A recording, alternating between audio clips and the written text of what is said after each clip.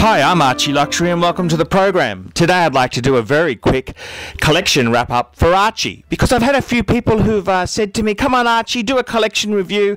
We want to hear how their collection's going, and I thought, oh fuck, yeah, I'll slap it together. So I thought, yep, I'm going to put together a collection review. I'm going to detail all the major watches in my collection. And you can tell me what you think, and I'll even list a few of the my wife's watches there, just so you can see the female side of the equation, and also it'll stop all the nasty fuckers out there thinking I'm gay. So yeah, we'll certainly do that as well. Okay, drum roll. Okay, the first piece, it can only be my Patek Philippe Calatrava 5107 in white gold. I bought this quite a few years ago in 2009, and I've loved the fucker ever since. And, you know, I'm a middle-class person, and I've had middle-class dilemmas.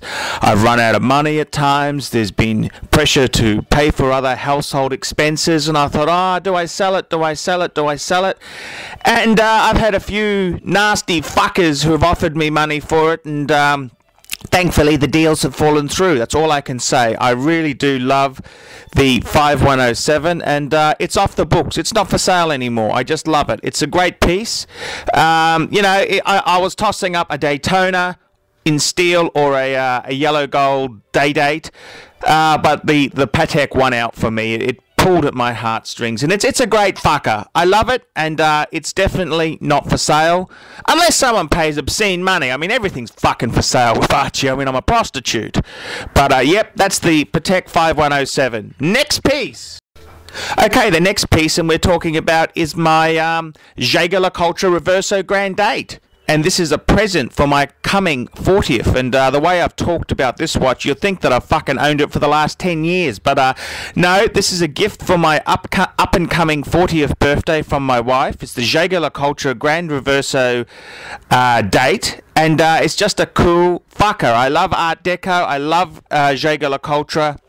I love everything about it. It's oversized, it's big, it's brash, it's everything Archie stands for. It's in steel, which is my choice metal for a JaegerLeCoultre Reverso. It's also got the leather strap, which again is my choice on this piece, and it's the manual wind movement. And that's the three things that I think make this watch so iconic and so special. I love it, and definitely not for sale, because I've engraved the fucker to stop me selling it, because I know how bad I am at times. So nope, that definitely is not ever going to be sold.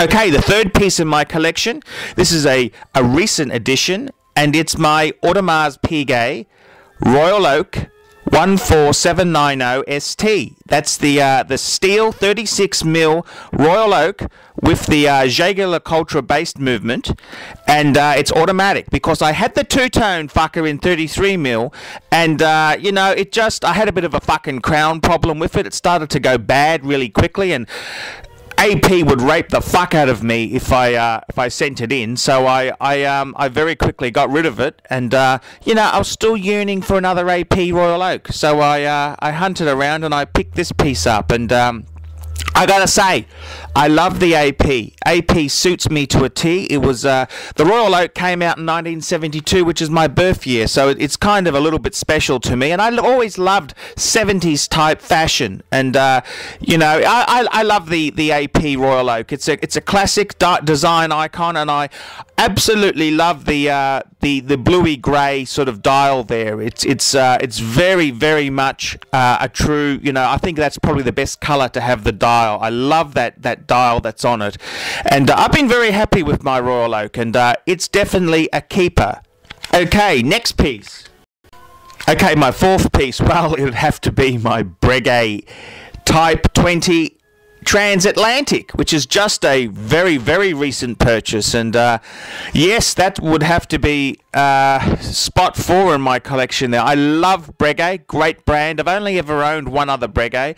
I was thinking, do I buy a white gold Vacheron? Do I buy a day date Rolex? Do I buy a solid gold sub? Do I buy a Breitling? And I thought about it, what do I really want? Good bang per buck. And I thought, you know, one watch which really sang to me about 12 years ago when I first saw it was the Type 20 from Breguet. And I was photographing it for a friend and I was selling some watches for him. I was working as a dealer. And I thought, fuck, one day I want to have a Type 20. And it's irrelevant on price or things like that. There, I just love the Type 20. Just a cool fucking chronograph, and it's a flyback, and it's just a cool fucker. And I absolutely love the Breguet. Love it, love it, love it. And no, it's not because I couldn't afford a Daytona I got the Breguet. Fuck no. The Daytona was never in the equation, and I love it. Absolutely love the Breguet. Okay, moving right along. Next piece.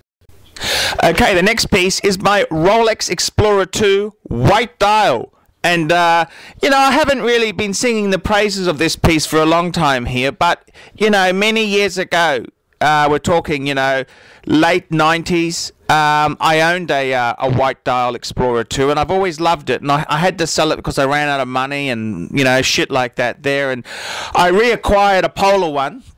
And I know people say the black ones are worth a bit more, but I've always found it harder to get the white dial ones. And, you know, when I bought one, I wanted one with a Hulse case, and I wanted the original oyster bracelet, not this flip-lock shit. And, you know, and that's also the least desired one, which helped with the bang per buck equation.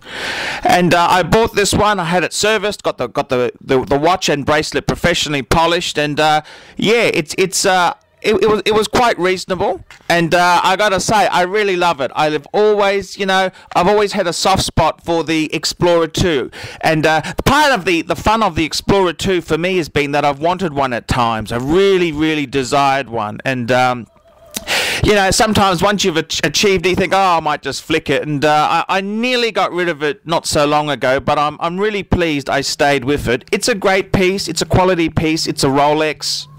I'm sort of getting a bit sick of the Rolex brand of late, but I gotta say, this is a keeper. I'll keep her. You know, it's a great piece. I love it. It's an Explorer 2 quality piece. Yeah, I love it. Okay, moving right along to the last piece in my collection, and the last piece is my Omega Speedmaster Man on the Moon. The first decent watch any reasonable man can wear and be proud. Yes, the Omega Speedmaster. Well.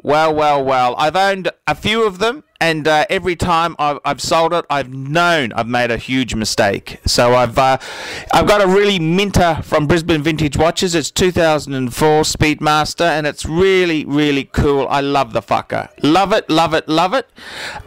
It's a great piece, and you know, it's kind of strange. I got 2 chronographs in my collection, but I don't have a dive watch, and I don't give a fuck. I'm not really that athletic. I don't really swim much, and I don't give a shit. I've come to the realization I'm not a fucking sportsman, Archie. And yeah, that's how it goes. But I really do love the Omega Speedmaster. It's a cool fucker of a piece, and it's not overbearing. It's not, you know, kind of a show-off watch. You can go into a room and people aren't that jealous of it. You know, it's not like a you know, a gold Submariner or a gold Day. It's not a fuck off type watch, but it's just such a cool thing. It's to a WIS, WIS. It's a piece of, you know, you don't need to apologize for having an Omega Speedmaster Professional Man on the Moon in your collection. I love it. I love the plastic version. I think that's the most authentic of them, and I think it's a good fucker. So there we go. That's a wrap up of the men's pieces. Now let's have a look at a couple of the ladies' pieces I've acquired. Okay, let's have a look at some of the ladies' pieces. Okay, firstly we'll start off with the fuck off ladies piece. And every lady needs a fuck off ladies piece to put her friends from the tennis club in their fucking place. And nothing does it like an obscene Patek. Patek 24. That's right. That's the steel piece. Black dial with diamonds. And this was an expensive fucker. Absolute expensive fucker, but it's what the wife wanted, so you got to let her get involved in the hobby by making some choices for herself. And Patek 24, what a fuck off piece. And it'll put those bitches at the tennis club in their place. And I think it's a great piece. The Patek 24 is a gorgeous watch. Absolutely obscene pricing for a steel quartz piece, but you know, it's a Patek, and as long as fucking Vanessa at the tennis club, you know, realizes, you know, that, yeah, Archie may not be the most, you know, couth guy at times, but fuck, he gives good gifts, so fuck you, Vanessa. And I gotta say, you know, Patek 24 is one of the all-time classics in the modern era there, and if you've got a woman who's under 40, it's the brand to give, and I'm very proud to have bought my wife a Patek 24. Okay, moving right along. Next piece is an everyday watch that I think every lady needs, and it's a lady's Rolex, and it's a waterproof. It's an Oyster Perpetual, no date, and you know, my wife's had about half a dozen date justs that I've bought for her, and you know, bought and sold, but because she's a nurse, a registered nurse, it's very handy to have a piece where you don't have to set the fucking date. And I thought, fuck it, let's get a sapphire crystal Oyster Perpetual, and that's what I've done. She's got a beautiful white dial Oyster Perpetual ladies Rolex, and I bought it really good. Did some repairs, polished it, and replaced the crystal, and it's a one good fucker of a lady's watch.